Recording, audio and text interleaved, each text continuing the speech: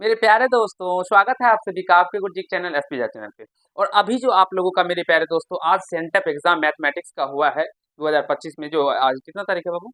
21 तारीख ना, 21 तारीख को उसी का हम लोग आज सॉल्यूशन करेंगे। ऑब्जेक्टिव क्वेश्चन का बहुत ही शानदार तरीके से हम सारे ऑब्जेक्टिव क्वेश्चन को सॉल्यूशन करके आपको समझाएंगे, बताएंगे। तो चलिए, अगर आप लोग कितना बनाए और कितना आप लोगों का सही हुआ दोस्तों चेक करना चाहते हैं तो जल्दी से इस वीडियो को जुड़ जाइए और आप लोगों को इसमें हम सारे क्वेश्चनों का हल हल बताएंगे। इसमें केवल मेरे प्यारे दोस्तों जो हम आपको यहाँ पे बताने वाले हैं केवल और केवल आंसर बताएंगे। कैसे हुआ नहीं हुआ इसका सॉल्यूशन हम अभी नहीं देंगे। अगर आपको सॉल्यूशन चाहिए तो कमेंट कीजिएगा, मैं आपको इस वीडियो के ऊपर 100 वीडियो प्रश्न लेके आऊंगा, इसमें सारे क्वेश्चनों को आराम तरीके से प्रॉपर वे में सारे का सॉल्यूशन भी करवा दूंगा। तो चलिए हम लोग डायरेक्टली आंसर की तरफ चलते चलेंगे और सारे का आंसर जानने का प्रयास करेंगे। देखिए, एक में कहा गया है जो root root two cos 30 degree का मान क्या होगा दोस्तों। तो हम बना रखे हैं इससे पहले, तो यहाँ से इसका ऑप्शन नंबर क्या होगा दोस्तों? सी हो जाएगा। तो जो भी ऑप्शन सी मानेंगे वैसे ही होगा। अब यहाँ से कहा गया 38 यानी 3825 का अभाज्य गुणनखंड है। 3825 का अभाज्य गुणनखंड क्या है? तो इसका अभाज्य गुणनखंड मेरे पास तो बी नंबर ऑप्शन हो जाएगा। दो का बी हो जाएगा। फिर अगर 3 का बात करें तो यहाँ पे भी दूसरी संख्या निकालने का लॉसा गुना मौसा बटे पहली संख्या कीजिएगा तो 52 निकल के आ जाएगा। ऑप्शन नंबर डी हो जाएगा 3 का। चलते हैं नेक्स्ट क्वेश्चन की ओर। क्वेश्चन नंबर 4 में 0.22 का परमेय संख्या का सरलतम रूप में लिखेगा।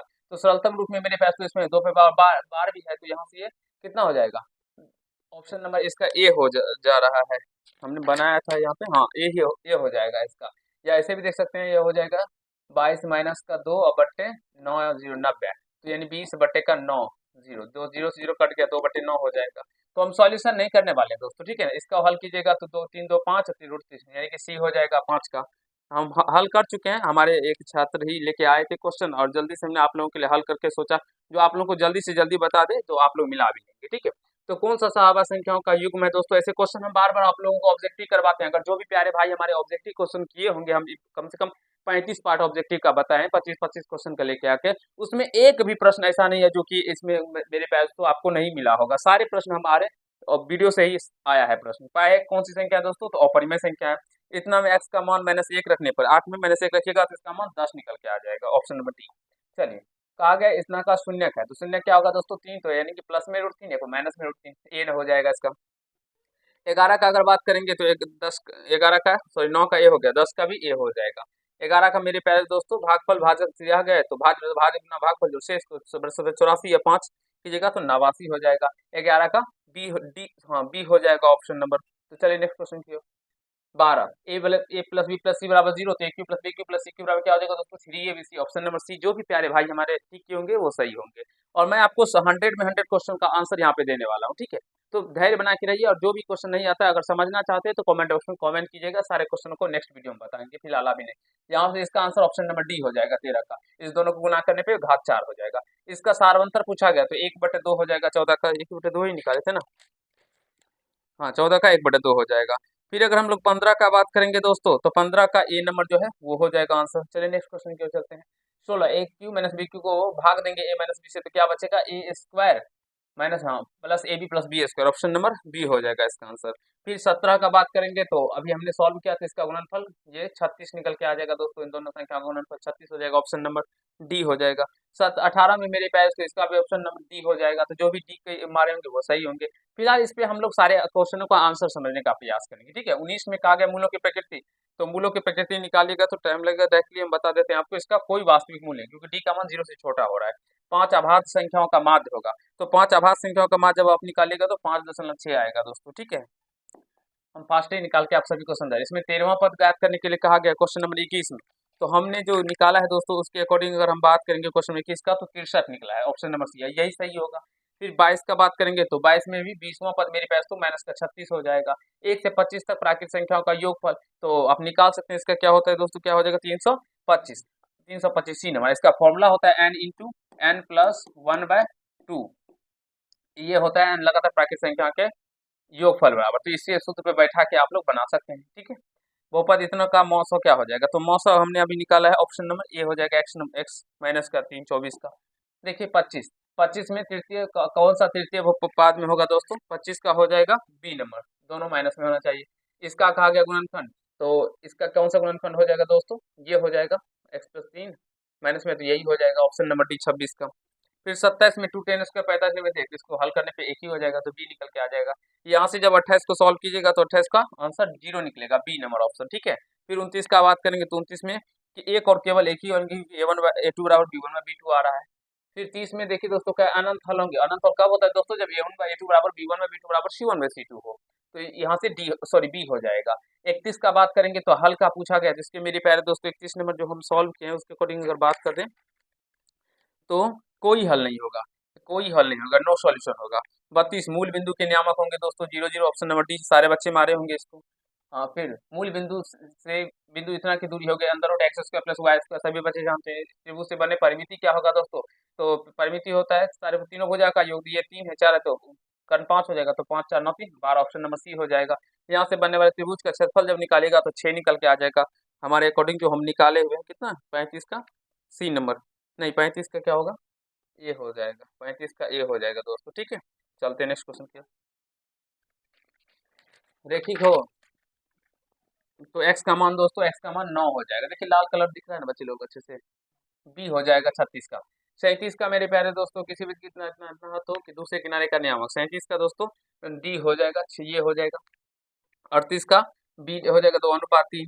39 का उसी प्रकार से पूछा जाए तो ऑप्शन नंबर सी हम निकाल चुके हैं दोस्तों, सारे क्वेश्चनों को हम अभी तुरंत ही 5 मिनट पहले ही सॉल्यूशन किया है, जिससे कि आपको डायरेक्टली इस वीडियो के माध्यम एक ही है जो आपको जितने भी क्वेश्चन है सारे का आंसर बताना, तो हम आंसर बता रहे हैं और अभी सॉल्यूशन नहीं कर रहे हैं, ठीक है दोस्तों। और नॉन हिंदी का भी करवा दिए हैं मैम, मैथिली का भी करवा दिए, हम साइंस का भी करवा दिए, तो सारे का वीडियो प्लेलिस्ट में भी मिल जाएगा, आप मिलाना चाहते हैं तो मिला सकते हैं। और एक भी क्वेश्चन का आंसर गलत नहीं बताया जाता है इस चैनल पे, जो भी हम बताते हैं पहले खुद बनाते हैं, चेक करते हैं और 100% जब श्योर हो जाते हैं तभी आप लोगों को बताते हैं, ठीक है दोस्तों।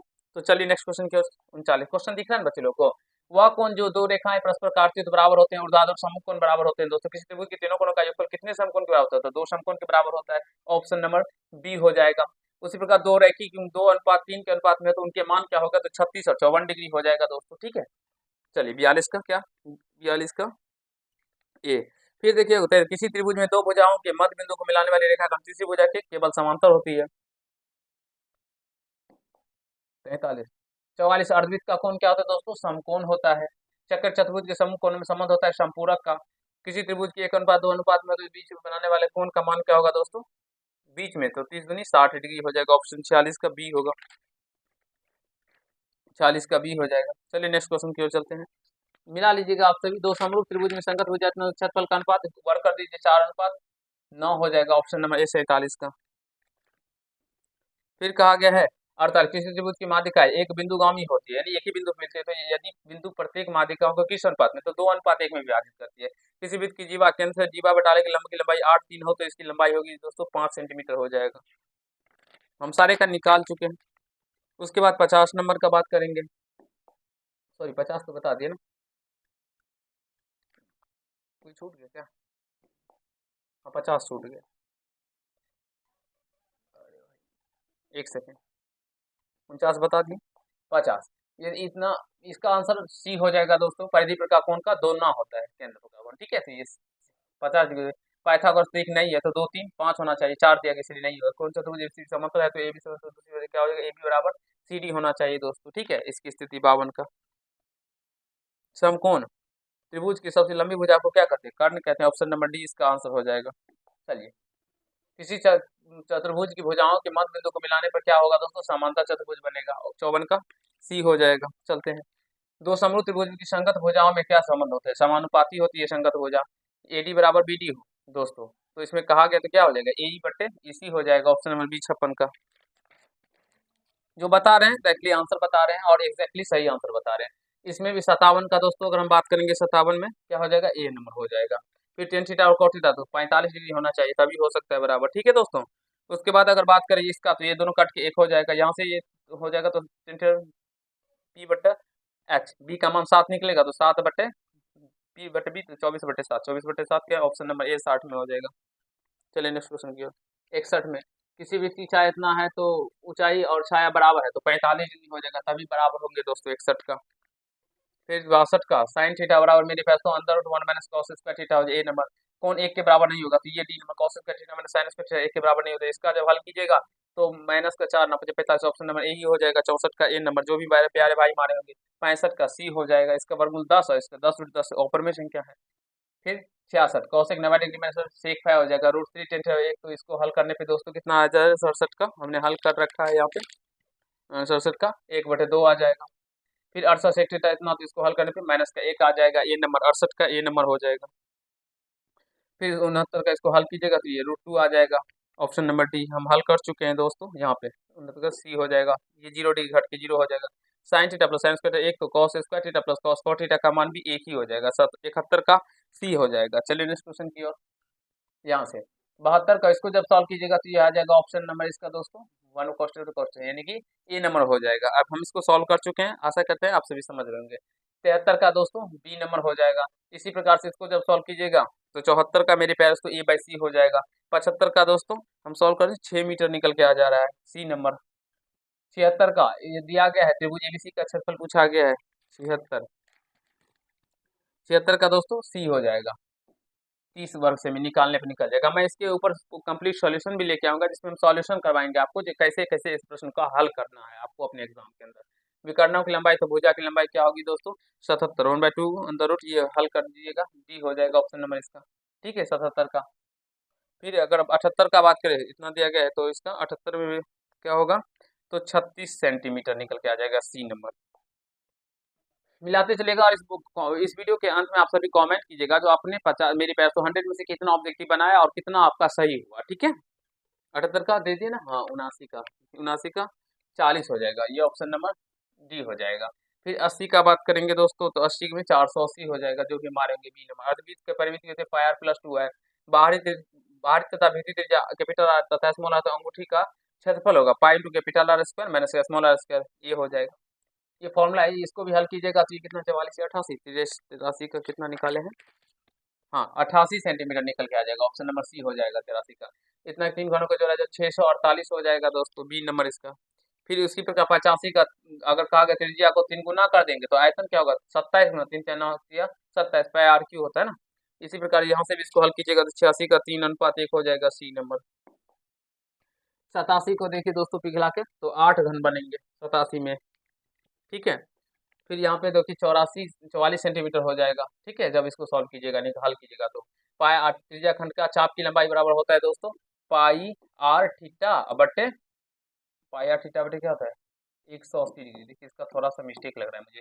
तो पाई का मान 22/7 गुना r का मान क्या है यहाँ पे 84 और गुना ये 60/180 डिग्री अगर करते हैं तो देखते हैं कितना निकलेगा। 60 या 180 12 से 12 84 3 चौके 12 5 चौके 88, इसका 88 होगा दोस्तों, ऑप्शन नंबर बी।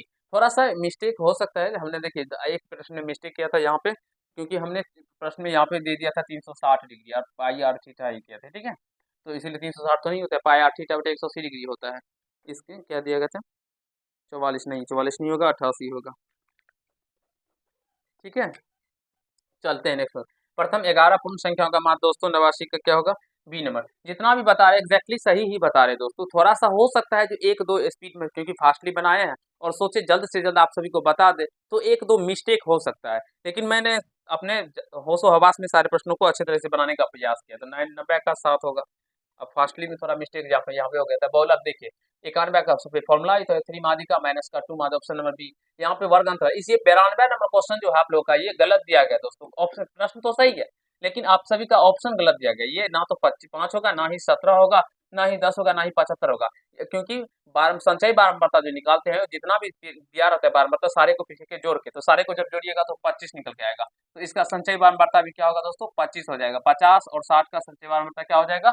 25, और यही इसका राइट आंसर होगा। 92 नंबर का ऑप्शन गलत दिया गया है, ये गलत है। ठीक है 93 नंबर असंभव घटना की प्रायिकता क्या होती है? शून्य होती है। तो जो भी प्यारे भाई बी टिक होंगे वो सही होंगे। 94 नंबर एक सिक्के को एक बार उछाला जाता है। चलिए गेट हटा दीजिए। तो इसका एक बार उछाला जाता चिता नहीं पड़ता, 1/2 हो जाएगा। प्रायिकता का अधिकतम मान होता है 1 होता है।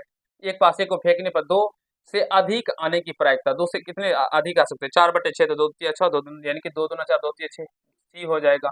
पासे की एक फेंक में एक आभास संख्या 3 आभास होता है बटे 6 3 × 3 दूना 6 1/2 हो जाएगा 97 का 1/2। चलते हैं नेक्स्ट क्वेश्चन की ओर। बहुलक है दोस्तों, तो इसमें देखेंगे ना, तो जब आप लोग, तो इसमें सबसे ज्यादा संख्या 5 बार बार आया, देखिए 1 बार आया, 2 बार आया है, 3 बार आया, 4 बार आया, और कोई 3 जो देखेंगे तो 1 बार, 2 बार ही आया है। उसी प्रकार से, तो इसलिए 5 हो जाएगा। निम्नलिखित में से कौन केंद्रीय प्रवृत्ति की माप नहीं है? तो परिसर दोस्तों केंद्रीय प्रवृत्ति की माप नहीं है। माध्य, माध्यिका, बहुलक तीनों होती है। किसे निकालने में संचय बारंबारता की आवश्यकता होती है? माध्यिका को निकालने में मेरे प्यारे दोस्तों संचय बारंबारता की आवश्यकता होती है। तो आशा करता हूं जो हमने 100 ऑब्जेक्टिव अभी आपको समझाए हैं और आप सभी समझ भी गए होंगे। तो आपने कितना दोस्तों बनाया अपने एग्जाम में और कितना आपने सही किया, ये जरूर ही कमेंट बॉक्स में कमेंट कीजिएगा। साइंस का भी हमने ऑब्जेक्टिव क्वेश्चन करवा दिए हैं, मैथिली का मैम ने करवाया, नॉन हिंदी का भी मैम ने करवा दिया, सारे का प्लेलिस्ट में क्वेश्चन पड़ा हुआ है। जाइए देखिए, मिला लीजिए, आंसर कितना होता है कमेंट कीजिएगा। और अपने गुरुजी के चैनल से जुड़िए, क्योंकि ये जितने 100 में 100 क्वेश्चन, हम इससे पहले ही आपको जितने ऑब्जेक्टिव पूछे गए हैं सारे, अगर आप हमारे ऑब्जेक्टिव क्वेश्चन के सॉल्यूशन को देखते होंगे, तो आप जो भी प्यारे भाई हमारे देखते होंगे सारे ने छक्के मार के आए होंगे, क्योंकि हम इससे पहले भी इस तरह के बहुत सारे क्वेश्चन बता भी चुके हैं। तो चलिए आज के पाठ में तय करते, कुछ कहना चाहते हैं? आपने कितना सीखे, इधर आइए, कितना सही किया, इधर इधर। मेरे प्यारे दोस्तों, ये रोशनी कुमारी हमारे क्लास 10th की छात्रा है, और ये अभी एग्जाम दे के आई है। ये आइडेंटिटी कार्ड देखिए, और स्कूल ड्रेस यूनिफॉर्म में ही आई हुई है। तो ये भी क्वेश्चन मिलाने के लिए आई, क्वेश्चन दिखाई इसका।